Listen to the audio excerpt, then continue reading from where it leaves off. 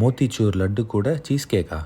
ஒரு பைட் பண்ணி பாருங்கள், ஸ்வீட் ஹெவனுக்கு டைரக்ட் டிக்கெட் தான்.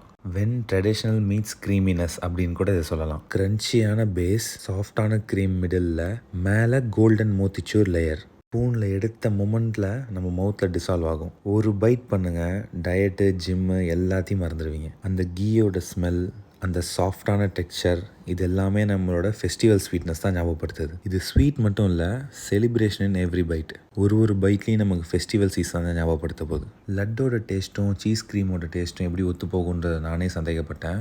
But it turns out really well. வெறும் லட்டை லேயரிங்கில் பண்ணாமல், லட்டில் இருக்கிற அந்த எலாச்சி டேஸ்ட், அந்த கேசர் டேஸ்ட் எல்லாத்தையும் நம்ம க்ரீம்லி இன்ஃப்யூஸ் பண்ணியிருக்கோம்.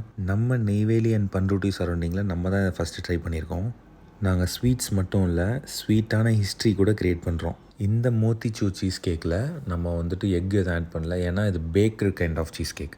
ஸோ இந்த சீஸ் கேக்கை பாரபட்சம் பார்க்காம எல்லாருமே டேஸ்ட் பண்ணி என்ஜாய் பண்ணலாம். உங்களோட ஸ்வீட் டூத் இருக்கிற ஃப்ரெண்டுக்கு இதை ஷேர் பண்ணுங்கள். இதை பார்த்த உடனே அவங்க ஆர்டர் பண்ணிடணும். இதுக்கப்புறம் நார்மல் கேக் வாங்காமல் உங்கள் ஃப்ரெண்டோட பர்த்டேக்கு மோத்திச்சூர் சீஸ் கேக் வாங்கி ட்ரை பண்ணி பாருங்கள்.